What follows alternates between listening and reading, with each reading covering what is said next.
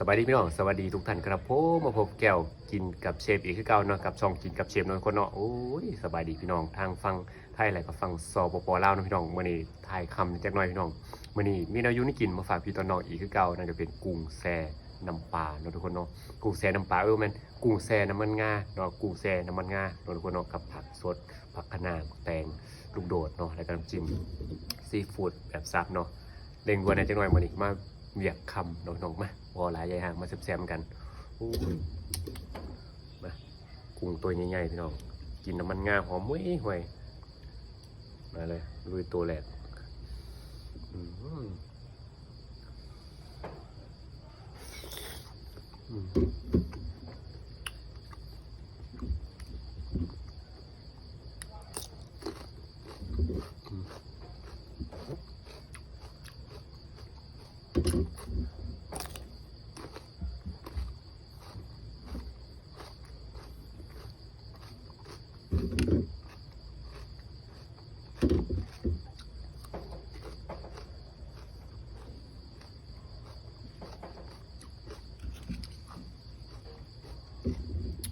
กรอบ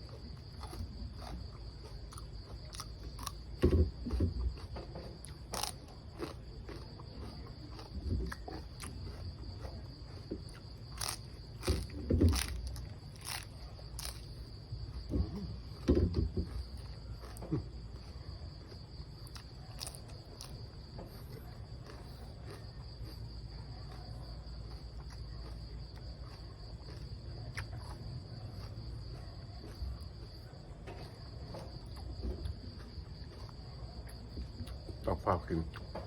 ฝ้าไปนะจังหวะไหม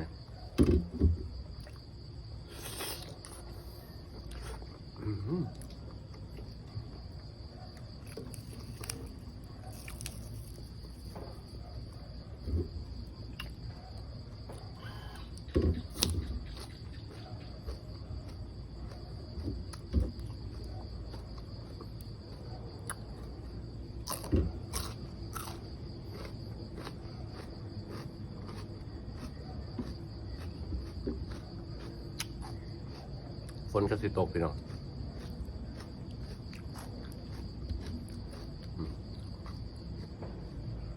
จิ้มแซ่บพี่น้องน้ำจิ้มออกสุ่มหวานบนเห็นเพชรพี่น้องสุ่มหวานนัว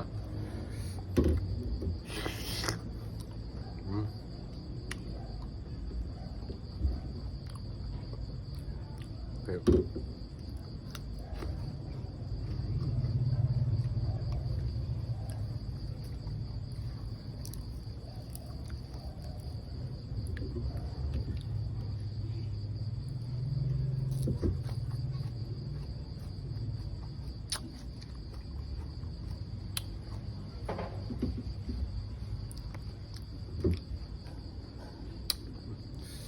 แป้งกรอบ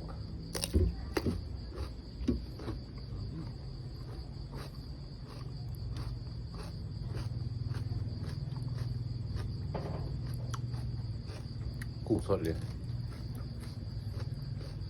ให้ดานมันมาคำจังเลย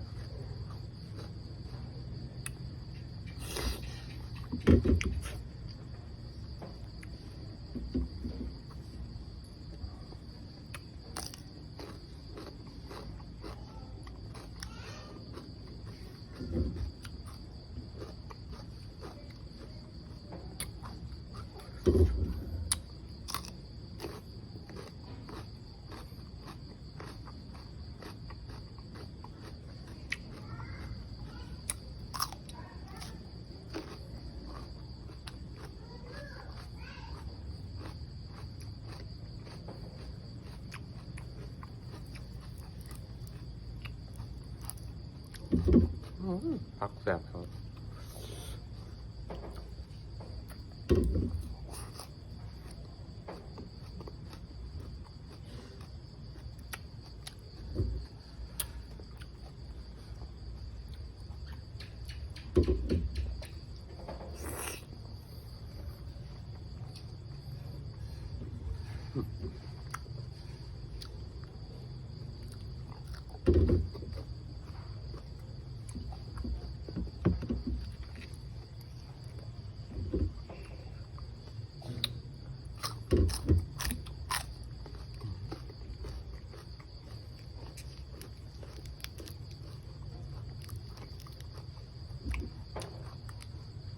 ขนาดกรอบๆกรุบกรุบกรุบกรุบครับ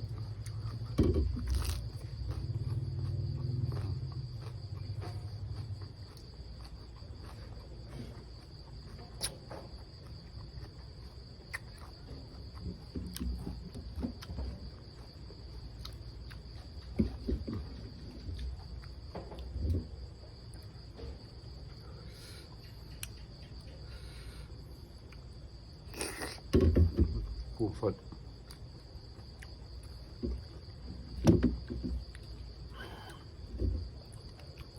ขนาดสด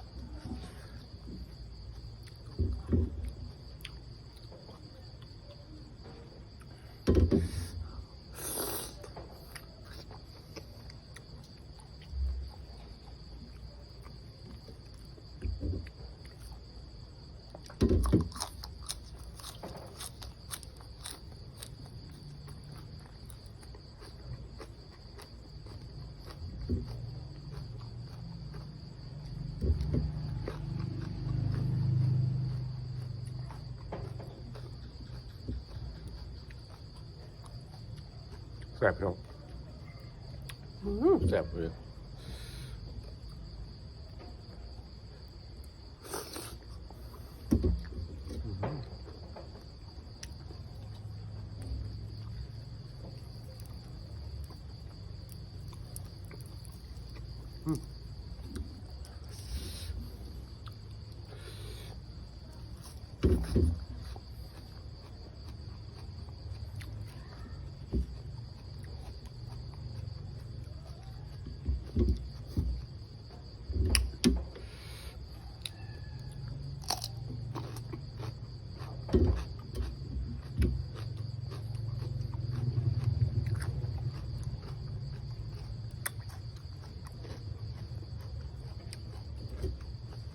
เล่งนิดหน่อย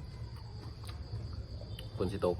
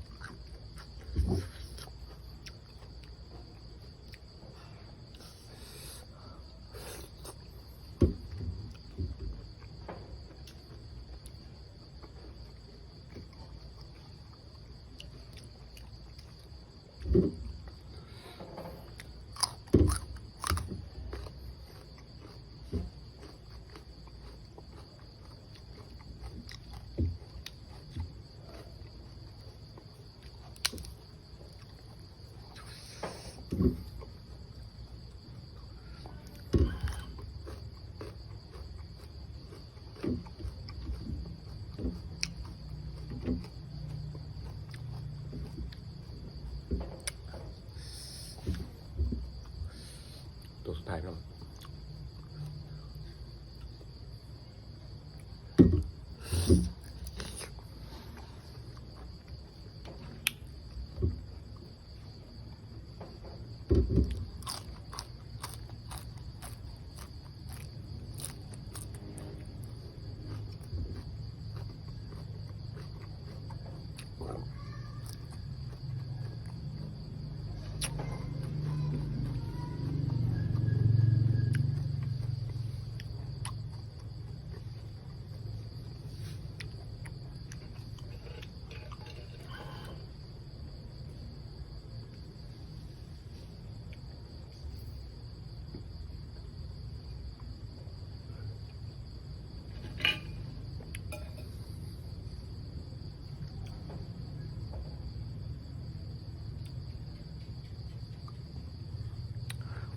เอาพี่น้องสำหรับที่นี่